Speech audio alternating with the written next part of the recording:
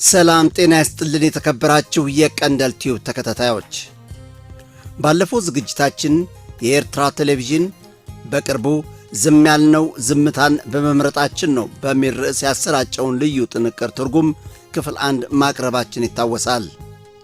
በዛሬው ዝግጅታችን ደግሞ የዚህን ጥንቅር ክፍል 2 ነው ይዘንላችሁ የቀረብነው። ቀንደል ቲዩብን ሰብስክራይብ፣ ሼር እና ላይክ እያደረጋችሁ ዝግጅታችን እንድትከታተሉ በአክብሮት እንጋብዛለን። የብልጽግና መሪዎችና ልሂቃን ባህር በሚል የሚያቃዥ ቫይረስ ከተለከፉ ወዲህ ለ3 ዓመታት ሌት ተቀን ስለ ባህር ለፈፉ። ማሩጉ ዲያቆን ነው። የብልጽግና ሥርዓት መሪ አማካሪም ነው። የኤርትራን ነጻነትና ሉዓላዊነት በመጣስና በማንኳሰስ ላይ ከተሰማሩት የብልጽግና ቡድን አባላት አንዱ ነው። የብልጽግና ሥርዓት መሪዎችና ልሂቃን በኤርትራና በኤርትራዊነት ጉዳይ ቀይ መስመር ተሻግረው ከሃዲድ ማንሸራተታቸውን ይህ ዲያቆን ይሁን ፖለቲከኛ ያለየለት ሰው አንድ መታያ ነው። የሚቀባጠረው መስማት ግን የሚጠላ አይደለም። ኢትዮጵያ የባህር በር ስታገኝ ኤርትራ የሆነችበት ምክንያት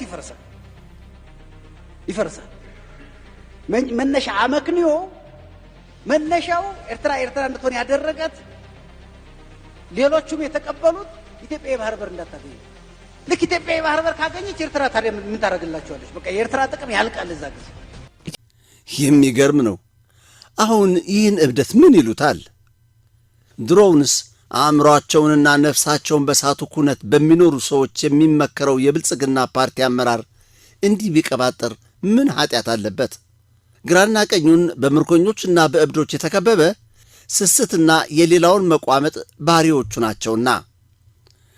በዚሁ በኢትዮጵያውያን ልሂቃን የተነሳው የባህር ዘመቻ ሁሉም የከሰሩ፣ በብልጽግና ሾረፋ አቅጣጫቸውን የሳቱ፣ እጅግ ስር በሰደደ የኤርትራ ሕዝብና መሬቷ ጥላቻ የታወሩ፣ አባቶቻቸው በሳህል በረሃ የቀሩ የሕዝባዊ ግንባር ምርኮኞች የነበሩ በየቴሌቪዥን መስኮቶች ሲለፍፉ ውለው ያድራሉ።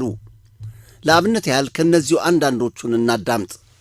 ኢትዮጵያና የኤርትራ ግንኙነት ሁለት ጎረቤት ሀገራት የሚመሩበት ሕጋዊ ስርዓት ሳይበጅለት አስቆጥረዋል ካለ በኋላ አያይዞም የኢትዮጵያን ሕጋዊና ታሪካዊ ወደቦች የያዘችው ኤርትራ ደግሞ ይቅርና ወደብ በነጻ ልትሰጠን በ1998 ዓ.ም ማለትም እንደ ኢትዮጵያ አቆጣጠር በ1990 ዓ.ም በእብሪት ኢትዮጵያን ወረረች በማለት ያክላል።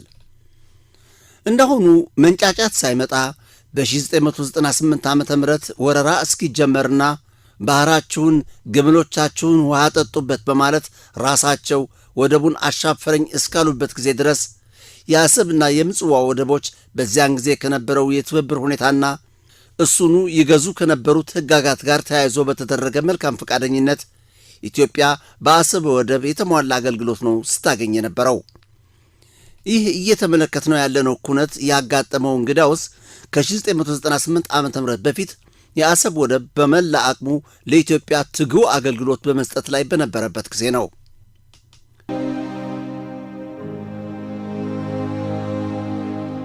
ከ1998 እስከ 2000 ዓመተ ምህረት በኤርትራና በኢትዮጵያ መካከል ስለተካሄደው ደም አፋሳሽ ጦርነት በወቅቱ ብዙ የተባለለት ስለሆነ ዛሬ ወደ ኋላ መለስ ብሎ መተንኮስ አስፈላጊነት የለውም።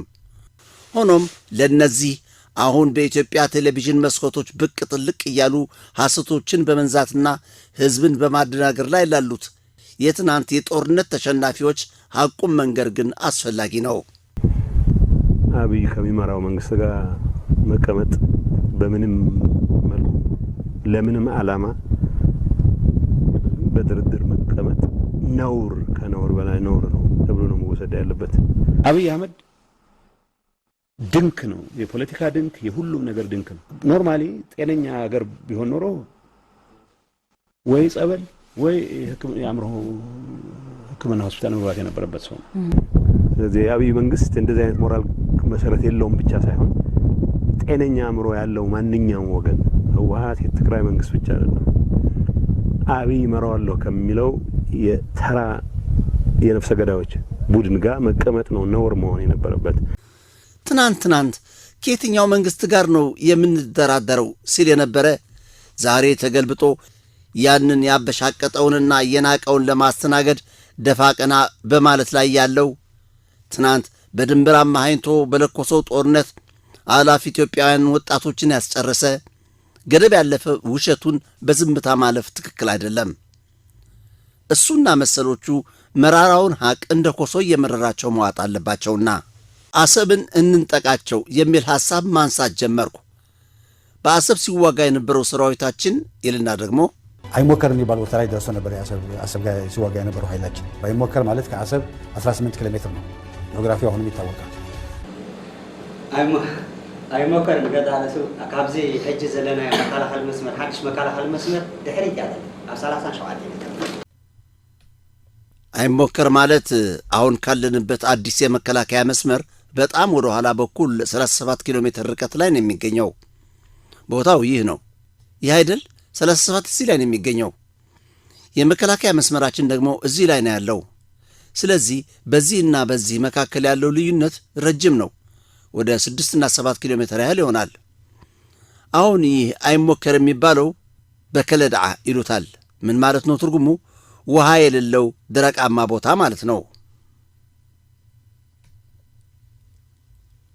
የቡሬ ግንባርን ሐቀኛ ታሪክ ለማስታወስ ያህል የኤርትራ የመከላከያ ኃይል የመከላከያ መስመር 71 ኪሎ ሜትር ላይ ነው የነበረው። ያኔ በአፍሪካ አንድነት ድርጅትና በሌሎች በጎ ፈላጊ አካላት ጦርነቱን ለማርገብ በወሰዱት የሰላም ተነሳሽነት የኤርትራ የመከላከያ ኃይል ከ71 ኪሎ ሜትር 25 ኪሎ ሜትር ወደ ኋላ እንዲያፈገፍግ ስለተወሰነ መከላከያ መስመሩን ከአሰብ በ43 እና 44 ኪሎ ሜትር ርቀት ላይ በማድረግ ነው ወረራውን ያከሸፈው። የኢትዮጵያ ሰራዊት ደግሞ ይቅርና አይሞከር ወደ ኤርትራ የመከላከያ ኃይል መስመር እንኳን ለመጠጋት አልቻለም። አይሞከር 18 ኪሎ ሜትር ተብሎ እየተጠቀሰው ደግሞ 18 ሳይሆን አይሞከር ከአሰብ 38 ኪሎ ሜትር ነው። ይህ የምናየው ካርታ ደግሞ በጦርነቱ ጊዜ የሁለቱን ኃይሎች የምሽግ አያያዝ በማስመልከት የቡሬ ግንባር አዛዥ ሜጀር ጀነራል ኃይለ ሳሙኤል የሰጠው ማብራሪያ ነው።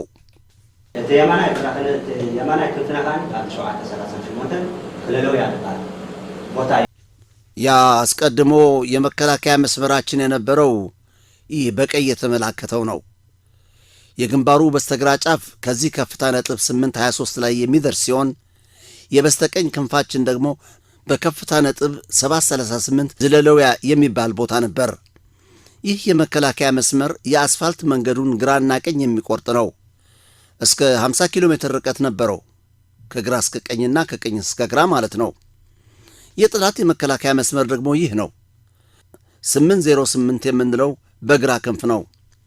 እስከዚህ 603 የምንለው ደግሞ የቀኝ ክንፍ ማለት ነው። ይህም ከቀኝ እስከ ግራ የ45 ኪሎ ሜትር ርቀት ነበረው። ስለዚህ ያ የመጀመሪያው በ71 ኪሎ ሜትር የሚታወቀው የቡሬ ግንባር ወደዚህ የመከላከያ መስመር ከመምጣታችን በፊት የነበረ ምሽጋችን ይህ ነው። ከዕለት 28 በኋላ ቅድም እንደጠቀስነው በመንግስታችን ውሳኔ መሰረት የቀየርነው አዲስ የመከላከያ መስመር ደግሞ እዚህ 44 ኪሎ ሜትር ላይ ነው ያለው። ይህ የኛ የመከላከያ መስመር ነው። ይህ የግራ ክንፍ፣ ይህ ደግሞ የቀኝ ክንፍ ሲሆን ይህም የጠላት መከላከያ መስመር ማለት ነው።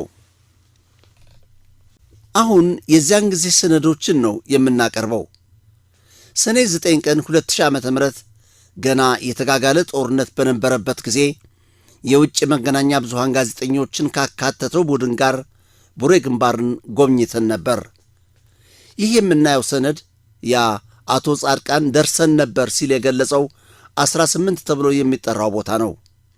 18 የኤርትራ የመከላከያ ኃይል ዋና ደጀን ሲሆን የኢትዮጵያ ሰራዊት ምርኮኞች መቀበያ ቦታ ሆኖ ነው የቆየን። ከምሽቱ 4 ሰዓት ውጊያ ጀምረናል። በዛ ላይ የነበረ ግን ብዙ መስዋዕትነት መክፈልና ቁስለኛ ነበር ማለት ነው። የኢትዮጵያ ሰራዊት ከፍተኛ ጉዳት ነው ማለት ነው የደረሰብን። በዛ ጊዜ ቀውጢ ውጊያ ነበር ማለት ነው። ቀውጢ ውጊያ በሚካሄድበት ጊዜ ግን መስዋዕትና መቁሰል ነበር ማለት ነው። በተለይ 6 ሰዓትና 7 ሰዓት ላይ ከሌሊቱ በጣም የተጧጧፈ ውጊያ ነበር ማለት ነው። አንድ ሻምበል ነበር የገባ ነው። ወዳውኑ ሻምበል አመራራችን ተሰዋ። በዛም የተነሳ ያው ብዙ መስዋዕትነት እየተከፈለ ሲሄድ በመሀከል ተኩስ አቁሙ ብለን ያው ወደዚህ እንድንመጣ አድርገናል ማለት ነው። እና የነበረ ሁኔታ ይህን የመሰለ ነው። ነገር ግን ውጊያው ግን በጣም አስከፊ እና አንገፍጋፊ ነው የነበረ በእኛ የነበረ ውጊያ ማለት ነው። ሀሳብ ቀርቶ ግማሽ መንገድ አልተደረሰም። ነበረና ፕሮፌሽን ሻዕቢያ ተሃድም ያ نحن ግን عسمتنا نبارو የነበረና ዓላማ ፎርሜሽኑ ካወል ዳሕር የኾነ ማእኸላትዩ ለዊስና ዓቅምና ይለው ነገርና መራርና ዓቅም ንኽእሊና ሙሉ ላይ ጉድና መራር ብቃዓተይና ይለውና ሰራዊት ግን ብቃዓቲኩም ሰልጥንኩም ይኹም ይለውና አማኻለትዩ አላህ ይድና ቁጥሬው ለው ብዙሓትዮ ካብ ሓንቲ ካጋን የነበረን መረጃ ሻዕቢያ ይሸሻል፣ እኛ ግን አሰብ ገብተን ልናባረረው ነው የሚል ነው የነበረን ዓላማ፣ ማለትም የነበረን ኢንፎርሜሽኑ። ከዚያ በኋላ አልሆነም። ከመሃላችን ገብቶ አሳምሮ አሸን። መሪዎቻችን አቅም አለን ብለው ነው የነገሩን። አቅም አለን፣ እንችላቸዋለን፣ የተሟላና ብቃት ያለው አመራር ነው ያለን፣ ሰራዊትም ብቃት ያላችሁ ናችሁ፣ ሰልጥናችኋል አሉን። መሃል አስገብተው እስክስታ አስጨፈሩን። ስንት ናቸው ያለቁት? ማለቂያ የላቸውም፣ ብዙ ናቸው። ከአንድ ሻለቃ ውስጥ ማለትም ከ88 ሰዎች ውስጥ 16 ነው የተመለሱት። የተቀሩት ሙትና ቁስለኛ ሆኑ። እነዚህ የምናያቸው በ37 ኪሎ ሜትር ማለት አይሞከር ላይ ተተክለው ሲከላከሉ የነበሩ የኤርትራ የመከላከያ ኃይል መድፎች ናቸው።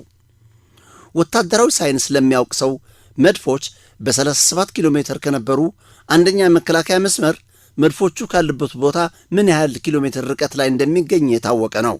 ሰንዓፈን አልፈን እምባሶይራን ተቆጣጥረን እምባሶይራ ላይ ታንኮቻችንን ሰቅለን ሂልና አቶ ጻድቃን ሐሰቱን ሲቀጥል ከስከሰ ከሚባል ቦታ ላይ ደርሰን ነበር። በአድዋ በኩል አድኋላና አረዛን አልፈን ጦርነቱ መንደፈራ አካባቢ ይካሄድ ነበር። ክሎስት መንደፈራ ነበር ውጊያ ሲደረግ የነበረው። አንድ ከፍተኛ ወታደራዊ አዛዥ ነበርኩ የሚል ከመገናኛ ብዙሃን ፊት ቀርቦ ዓይን ያወጣ ሐሰት ሲናገር መስማት የሚያሳፍር ነው። ይህ ግን ልቦና ላለው ሰው ነው ማለት ነው። እነዚህ ግን ልቦና ያላቸውም ካለምንም ሀፍረት ያሻቸውን መናገር አያሰቅቃቸውም። ይህ ብዙ መናገር አያስፈልገውም። የጻዕዳ ቀላይና የዓዲ በጊዖ ሰነዶች በቂ መልስ የሚሰጡበት ነውና ቃል ነበርኩም ኩናት እንታይ መስል ነርስ ክታው ብዛዕቡ ጽንክር ልغات ወንገጥ በክሳድ ዕቃ የነበረው ጦርነት ምን ይመስል ነበር? እስኪ ንገረን።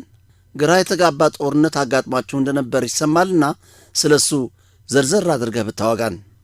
ጸላእ ዝብጎሰሉን ንሕና ዘለናያስ ናይ 2000 ይውሕድ ጠንካራ ነው ብዬ ልገልጸውም አልችልም።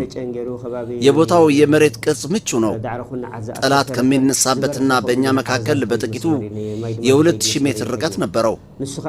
ከቤተ ጼን እስከ ዳዕሮ ቁንዓት የሚያስረው አፋፍ ከፍታ ያለውና በዚያ መልኩ እስከ አረዛ የሚቀጥል መስመር ነው የያዝነው።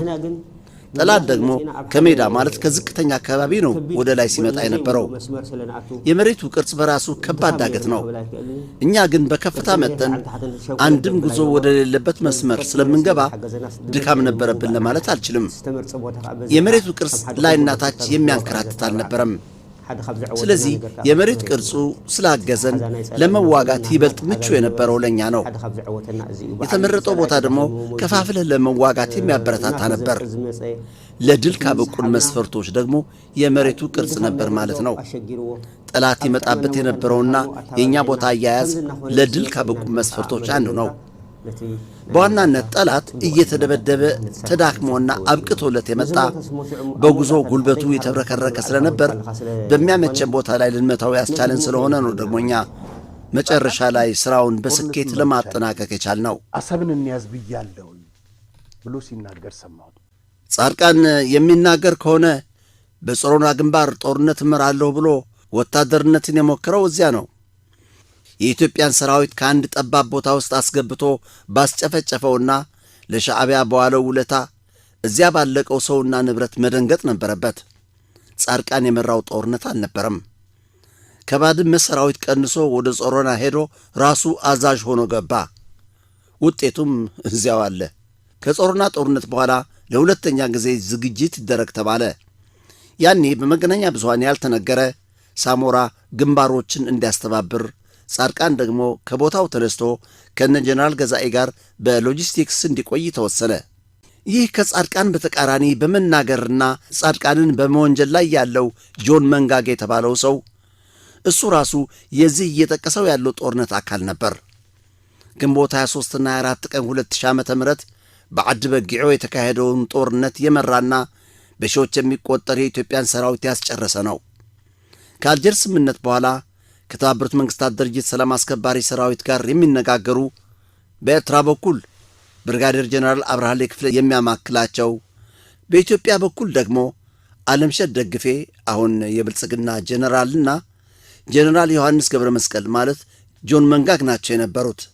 የኮሚቴው አባላት በራማ ከብርጋዴር ጀነራል አብርሃሌ ክፍለ ጋር እንደተገናኙ የተባባሉት አኼባ አብዶብ ዘይንገብሮ ኣብ መረብ ኣብ ዛላምበሳ እንተበልናዮም ኣብዮምና ክልተ ግዜ ግን ሕራ ኢሉ ሓንቲ መረብ ገርናያ ክልተ ግዜ ወረ እምበር ከም መተካእታ ከዓ ጅቡቲ ኢልና መረብ ስንታን ከኣተላ ኣብዚ ረፍካ ሰብካ ስለ ዘሎ ክልተ ሰማዕታት ጌርካ ወይ ትመፅእ ሕጂ ምስ ኣቤና ናይ ቦታ ኾን እዚ እምቢኡ ከይድና ምስበለና ዝገዝብና ስብሰባውን ለምን ድንበር ላይ ማለት በመረብ ወይንም በዛላምበሳ እናደርገውም ብነናቸው አይሆንም አሉ። ሁለት ጊዜ ግን ይሻሉ፣ ሁለት ጊዜ በመረብ እንደ መተኪያ ደግሞ በጅቡቲ አልን። መረብን ለምንድን ነው የምትጠላው? እዚያ ጥለኸው የመጣህ ሰው ምስላለ እዚያ የሰማዕታት ዝክርህን አድርሰህ ትመለሳለህ አልነው። እምቢ ሲለን ጊዜ እሱኑ ለመጎሸም ሆን ብለን ያልነው ነው። ያኔ እሱም እዚያ ነበረ። በዓዲ በጊዖ የነበረው ክፍለ ጦር አዛዥ እሱ ነበር። ገና ሳንጀምር ከዚህ እኮ ነው የተመለስ ነው አለኝ። ከዓዲ በጊዖ ማለቱ ነው። እኔም ታዲያ ብቻህን አይደል እንደ የተመለስከው? ማን ነበርና ካንተ ጋር የተመለሰ አልኩት። ጦርነቱ እስከየት ነው የሚሄደው? ሁለት ሰዎች ሁለት የተለያየ መልስ ሰጡ። አቶ ተፈራ እስከ ቀይ ባህር አለ፣ መለስ እስከ ቻላችሁት አለ። የሁለቱ አልጣመኝም እውነት ለመናገር። እስከ ቻላችሁት ማለት ነው? አዎ እሱ እኮ ነው የምልህ። ይልና ሲቀጥልም ቀይ ባህር ማለት ሻዕቢያን ማጥፋት ማለት ነው። መሆን የነበረበት ደግሞ እሱ ነው። ለአሰብ ብቻ ብሎ የተከራከረ ሰው አልነበረም። እቅዱ ኤርትራ ኃያል እንዳትሆን ሻዕቢያን እስከ ቀይ ባህር ማሳደድ ነው የነበረው። ቡሬ አልተነሳም። ለምንድን ነው ስለ ቡሬ ብቻ የምንናገረው? ዋናው ፍላጎታችን አስመራና ምጽዋ መግባት ነው የነበረው። መሄድ እንችል ነበር። በአክሱም ያጸደቅነው እቅድ ከበቂ በላይ ነበር። ሻዕቢያን አሰብና ቡሬ አይደለም የሚያስፈልገው ካለ በኋላ እቅዱ ሻዕቢያን ወደ ቀይ ባህር ሻዕቢያን ብቻ ኤርትራ ኃይል እንዳይሆን دحار زي غيرنا ناكوينات مسأتنا أفت مجمرة أيقن عنان بحاكن مزراب بحاجة زي كنودو إلنا أتينا يوم كشاب اسمه رأينا نقد مالست الشعب ياسين كابس ولا نازبل مدبينو نيرونا ينادرجن ولد أورنت كجبان بارا هنا لما ناقر تساكلنم باجر جزء وست إنجر سوالم بلن جبان يوم اسكاسمر أدرسنا من هيدو ማለት ሻዕቢያን ማጥፋት አለብን የሚል እቅድ ነው የነበረን። ግን አልሆነም፣ ተጨናቅፎ ቀረ። ዝግጅቱ በቂ አልነበረም ማለት ነው። እንቅስቃሴው በሙሉ ትክክል አልነበረም። የስልቶች ስህተት ኖረዋል። ይህ በራሱ መገምገም ያለበት ጉዳይ ነው። ጀነራል ዮሐንስ ገብረ መስቀል ማለትም ጆን መንጋግ በኤርትራና በኢትዮጵያ መካከል በተካሄደው ጦርነት በደረሰው እልቂትና ውድመት አልተጸጸተም። አሁንም የብልጽግና መሪ ቀኝ እጅ በመሆን ያኔ ሞክሮ ያልተሳካለትን ዛሬ ከብልጽግና ጋር ሆኖ ቀይ ባህር ለማስመለስ በሚካሄድ ጦርነት የኢትዮጵያን ሰራዊት እንዲመራ ተመድቦ ጦርነት እንዲቀጣጠል ከሚያቀላጥፉትና በኤርትራና በኤርትራዊነት ላይ ያላቸውን እጅግ ስር የሰደደ ቁርሾአቸውን ለመበቀል በመቋመጥ ላይ ከሚገኙት ጀነራሎች አንዱ ነው። ኢትዮጵያውያን ወረራውን እንደ ጥሩ አጋጣሚ ቆጠሩ። በሕገ ወጥ መንገድ የተወሰደው ወደብ የሚመለስበት ጊዜ እንደመጣ ተስፋ አደረጉ ካለ በኋላ ሆኖም ወረራው ኢትዮጵያ ባላሰበችበት ኤርትራ ደግሞ የኃይል የበላይነት የነበራት ጊዜ ስለነበር አደጋው ከባድ ነው የነበረው በማለት ያክላል። ኮሚቴዎቹ ከሦስተኛ ወረራ በኋላ በቡሬ ግንባር እንደተገናኙ የኢትዮጵያ ወኪል አለምሸት ደግፌ ስለ ቡሬ ግንባር ጦርነትና በግንባሩ በኢትዮጵያ ሰራዊት ላይ ስለደረሰው እልቂት እስኪ ከብርጋዴር ጀነራል አብርሃ ክፍል እናዳምጥ። ምሳሌ ሓደ ናይቶም ኦሮሞ ሜጀር ጀነራል እዩ ግን አንጻር ወያኔ ውሽጥ ማለት እዩ ሕጅብቲ ናይ ወታደራዊ ኮሚቴ ንራኸቦ ነበርና አለምሸት ለካ ዘለኹ ሜጀር ጀነራል ሕጂ ንሱ እዩ ንብረትና ኢትዮጵያ ዴሌጌሽን ዝመርሕ ሰለስተ ኸባና ሰለስተ ኸብኦም ከኔ ጋር የነበረ አንድ የኦሮሞ ተወላጅ ሜጀር ጀነራል ነው፣ ግን በወያኔ ላይ ጥሩ አመለካከት ያልነበረው ሰው ነው። አሁን በወታደራዊ ኮሚቴ ላይ እንገናኝ በነበርንበት ጊዜ ሜጀር ጀነራል አለምሸት ደግፌ እሱ ነው የነበረው የኢትዮጵያ ወኪል። 3 ከነሱ 3 ከኛ ማለት ነው። እዚያ ያለቀውን ሰራዊት ሲነግርህ ብዛቱ ማለቂያ የለውም። እኛ እናውቀውም ይሄ 180 ሺህ ምናምን የሚባለው ይህማ በአሰብ ግንባር ብቻ የሞተው ያን ያህል ይሆናል። ሰላም አስከባሪዎቹ በመንገድ ዳር አስከሬኖች እያየን ነውና እነሱን ለመልቀም ትፈቅዱልናላችሁ ወይ ሲሉት፣ እሺ ጥሩ አስከሬን ማንሳትማ ያውም ከቻላችሁ ጥሩ አለ። አሁን አንድ 400 ያህል ቦዲ ባግ ማለትም አስከሬን መልቀሚያ አመጡ። እዚህ ሬሳ ካለ እዚያ ደግሞ ሌላ አለ፣ አለፍ ስትልም ሌላ። እጅግ ብዙ ስለሆነ ተጨማሪ ቦዲ ባግ ማለት ተጨማሪ ሌላ መልቀሚያ ጠየቁ። ይህን ጨርሰነዋል አሁንም ላኩልን ብለው ሲጠይቁ፣ አሁንስ ምን ያህል ያስፈልጋችኋል ሲባሉ 5,000 ያህል ቦዲ ባግ ላኩልን አሉ። ያን ያህልማ ፋብሪካውም የለውም አሏቸው። በዚህ ምክንያት አስከሬን ለቀማው ተቋረጠ። እግር መኸል ትላላችሁ። የእግር መኸል በአንድ ቦታ ተከምረውላችሁ ነው እንጂ አስከሬናችንማ በአሰብ ግንባር ነው ያለው አለን። እውነቱን ነው ደግሞ። ጀነራል አለምሸት ደግፌ በቡሬ ግንባር የተመለከተውን የኢትዮጵያ ሰራዊት እልቂት ረስቶ በአሁኑ ጊዜ ቀይ ባህርን ለማስመለስና ኤርትራን ለመውረር ደፋ ቀና በማለት ላይ ካሉት አንዱ ነው። የብልጽግና አባላት እብደት በትላልቆቹ ላይ ብቻ ሳይገደብ ስለ ኤርትራና ኢትዮጵያ ታሪክ አንዳችም ዕውቀት ወደሌላቸው ተባለ በማለት ብቻ ወደሚደሰኩሩ ልጆቻቸውም ተሸጋግሯል። ዛሬ ከብልጽግና ፓርቲ ስለ ባህርና ስለ ኤርትራ እንዲተርኩ የተመረጡ ሰዎች የኢትዮጵያ ቴሌቪዥን መስኮቶች አጣበውት ይገኛሉ። እያንዳንዱ ስርጭታቸው በኤርትራና በቀይ ባህር የታጨቀ ነው። ትክክል ይሁን አይሁን እንዲሁ ተናገሩ ብቻ፣ የሚሰማው አሊያም የሚደናገር አይታጣም የተባሉ ነው የሚመስሉት ይልና ስለዚህ የጂኦፖለቲካ ተጽዕኖ ትልቅ ነው። እኛ የማንቆጣጠረው መሬት ከሌሎች አህጉር ጋር የሚገናኝ ታሪካዊ ጠላቶቻችን የምንላቸው አገሮች በአካባቢያችን በ60 ኪሎ ሜትር ርቀት እንዲሰፍሩ የሚያደርግ ሂደት ውስጥ ነው የገባ ነው በማለት ያክላል። በርበር ጥያቄ አጀንዳው እንዴት ሊያስቀጥለው ይችላል? ታሪካዊ እርማትስ ሊያስከትል ይችላል ወይ? ምን ትላለህ በዚህ ላይ? ማለት ምንም ጥያቄ የለውም። ኦልሬዲ ታሪካዊ እርማት ሊያስከትል የሚችልባቸው ምክንያቱም በማለት መልስ መስጠት የጀመረው ተጠያቂ የንጉሠ ነገሥት አዋጅ እንደሚገልጸው ድንበር ማለት እስከ ባህር፣ ድንጋይ፣ ተራሮች፣ ወንዞችን ድንበር አድርገ መኖር ትችላለህ ነው የሚለው። አሁን ግን ድንበር ማለት የኢትዮጵያ ሰራዊት መጠበቅ ያለበት ድንበር ከዚህ ተራራ፣ ከዚህ ወንዝ ወይ ከዚህ ድንጋይ መለስ አይደለም። ድንበርን በተመለከተ ያላቸው ህልም እንደሰማነው ነው። የአገሮች ድንበር የሚባል ነገር የለም ነው እየተባለ ያለው። እስከፈለጉትና እስከቻሉት ድረስ ለመስፋፋት ነው የሚሹት። በየትኛው አቅምና መንገድ የሚለው ነገር ደንቃራ ሆነባቸው እንጂ እንዳገላለጹ አውሮፓ ውስጥ የኢትዮጵያ ጥቅም እስካለ ድረስ ድንበራቸው እስከ አውሮፓ ድረስ ይሆናል ማለት ነው። ወይም ደግሞ የኤርትራ ጥቅም የአባይ ወንዝ ከሆነ ድንበራችን አባይ ነው የሚሆነው ማለት ነው። ይህ ህልም ደግሞ አገራትን ወደ ጦርነት እልቂትና ውድመት የሚያመራ እንጂ የሚያስገኘው ጥቅም የለም። ይህ የነዚህ አቅጣጫቸውን የሳቱ ኢትዮጵያውያን ቀባጣሪ አባባልና አሳሰብ እንዴት ነው የሚገለጸው? ይህችው ኢትዮጵያ የምትባለው አገር መቼ ነው ጤነኛ አእምሮ ያላቸው የሚያመዛዝኑ የአገራቸውን የአካባቢያቸውንና የቀጠናቸውን ሁኔታ በሚገባ የሚገነዘቡ መሪዎችና ምሁራን የምታፈራው? ኢትዮጵያ ምናልባሽ ካብቶም ኩርዓ ክትመሃር ብዙሕ ትፅቢት ነርና ብዙሕ በላዕቲ ክፍጠሩ ከም ጎረቤትና መጠን ትፅቢት ነርና ኢትዮጵያ ምናልባት ከተሞክረዋ ብዙ ትማራለች ብለን ብዙ ጠብቀን ነበር። እንደ ጎረቤቶቻችን መጠን ብዙ ብልሆች ይፈጠራሉ ብለን እንጠብቅ ነበር። ይህ ግን አልተቻለም።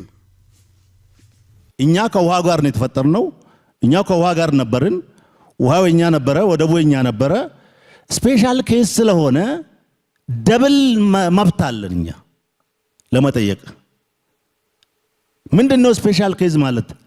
ምንም በማይታወቅበት በስልክ ይለቅ ተነጋግረው ይለቅ በሆኑ ግለሰቦች ያለቀ ጉዳይ ስለነበረ በሉ ይኸውላችሁ ይህ በጥድፊያ ላይ የሚገኘው አዲስ ጀነራል እኛ እንኳን በበኩላችን ሰከን ብሎ የሌሎችን ባህር በኃይል የወረሩት አያቶቹ ያሳለፉትን 30 የእልቂትና የጦርነት ዓመታትና የኢትዮጵያ ስርዓቶች በኤርትራ የነበራቸው ሁሉና ማክተሚያ የሆነው ታሪክ እንዴት እንደነበር ቢያጣይቅ በተሻለው። ይህ ችኩል ጀነራል ስለ ባህር ከሚደሰኩሩት ለየት የሚያደርገው የተፈጥሮ መሐንዲስ በመሆን ስለ ባህር፣ ስለ መሬትና ስለ አሰብ አፈጣጠር መደስኮሩ ነው። አሰብ የሚባለው ወደብ ራሱ ሲሰራ ዲዛይንድ ሲሆን the way it has to only serve Ethiopia ወይም ደግሞ አፋርን ጀምሮ ወደዚህ ይልና የተፈጥሮ መሐንዲሱ ጀነራል ንግግሩን ሲቀጥልም አሰብ የሚባለው ወደብ የተሰራው በተለይ ለኢትዮጵያ እንዲያገለግል ተብሎ አሊያም ከአፋር እስከዚህ ድረስ እንዲያገለግል ተብሎ ነው የተሰራው። ይህ በራሱ በዓለም ማህበረሰብ ዘንድ የመከራከሪያ ነጥብ ነው። ጀርባው በኩል አሰብ ወደብ በጀርባው በኩል ግመልም አያገኘው ምንም ሊሆን አይችልም።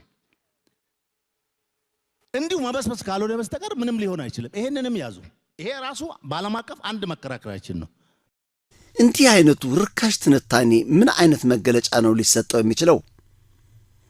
የአሰብ ወደብን ቅርጽና አሰራር ለኢትዮጵያ ብቻ እንዲያገለግል የተፈጠረ ነው ብለው በዓለም ማህበረሰብ ዘንድ እንደ የመከራከሪያ ነጥብ ለማቅረብ ያስባሉ።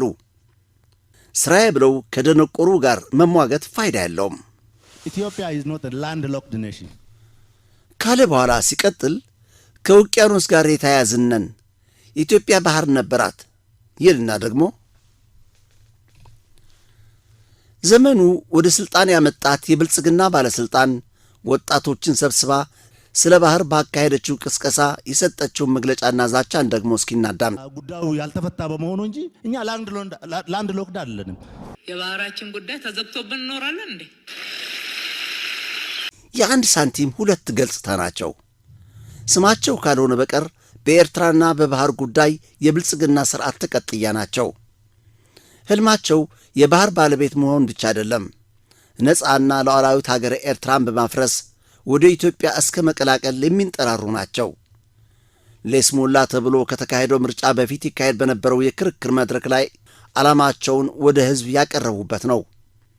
ባለፈው ዝግጅታችን እንደገለጽነው ይህም ለታሪክ እንዲሆን መሰነድና መስማቱ አስፈላጊ ነው። መንግስት ከሆናችሁ እንዴት አድርጋችሁ ነው ኢትዮጵያን ወደ ባህር የምትመልሷት የምትለዋ ጥያቄ ለሁሉም ተወዳዳሪ ፓርቲዎች ነው የቀረበችላቸው። ኢትዮጵያ ኤርትራ የተገነጠለችበት መንገድ በህዋልና በህወሓት ችኩል ውሳኔና በተባበሩት መንግስታት ድርጅት ልመና ላይ የተመሰረተና የኤርትራና የኢትዮጵያ ህዝቦች በሚገባ ያልተወያዩበት ውሳኔ ነው። ድንበር ይገባኛል ጥያቄ ነው ወይስ ኤርትራ የኢትዮጵያ አካል ናት የሚል ወደ ኢትዮጵያ የመጠቅለል ጥያቄ? እዚህ በፊት እንደተባለው በደም በታሪክ በባህል በሃይማኖት የተሳሰሩ ህዝቦች ናቸው። ይሄማ የኢትዮጵያና የሶማሌ ህዝቦችም እኮ በተመሳሳይ መንገድ በደምና በዘር የተመሳሰሉ ናቸው። ይሄን ነው ምክንያት እንታደርግ በአሁኑ ሰዓት የተለያዩ ሀገሮች እንደሆነ የታወቀ ነው። ይልና ሁለቱም ሀገሮች አንድ የሚሆኑበትን መንገድ ነው ቅድሚያ የምንሰጠው። ካልተቻለ ግን አሰብ የተገነጠለችበት ምክንያት የታሪክና የህግ ክፍተት ስላለበት ብሎ በመቀጠልም ኤርትራን በተመለከተ ያላችሁ አቋም ላይ በአንድ በኩል ኤርትራን የኢትዮጵያ ግዛት አካል እናደርጋለን ትላላችሁ፣ በሌላ በኩል አሰብ የኢትዮጵያ ናት ትላላችሁ። ከሁለቱ ቅድሚያ የምትሰጡትና ከሁለቱ ይሳካል ብላችሁ የምታስቡት የትኛውን አቋም ነው? ካለ በኋላ ሲቀጥል በተለይ የአሰብ ወደብን በሚመለከት የተገነጠለችበት ምክንያት ስህተት ነው ብለን የምናምነው። ይህን ለማስተካከልና ወደ ታሪካዊ ባለቤቷ የመመለስ ጉዳይ ነው ካለ በኋላ የእናንተ ፈቃድና ምኞት ምንድን ነው ለሚለው ጥያቄ መልስ ሲሰጥ ደግሞ ፍላጎታችን የኤርትራን ህዝብና ኤርትራን የኢትዮጵያ አካል የሚሆኑበትን መንገድ ማመቻቸት ነው። የኢትዮጵያ ህዝብ ሙሉ ውክልና ባልነበረው መንግስት የተወሰደ ንብረት ነው ብለን እናምናለን። ንብረታችን ለማስመለስ ከማንኛውም አገር ጋር በውይይትና በሰጥቶ መቀበል እንሞክራለን። ግን በማንኛውም መልኩ ንብረታችንና አገራዊ ጥቅማችንን የምናከብርበት እንደ ሌላ ሀገር ቆጥረን የምንጠይቀው አይደለም ብላችሁ እንደ ሌላ ሀገር ቆጥረን የምንጠይቀው አይደለም ካለ በኋላ ጠያቂው ምን ሰጣችሁ ነው ወደቡን የምታስመልሱት?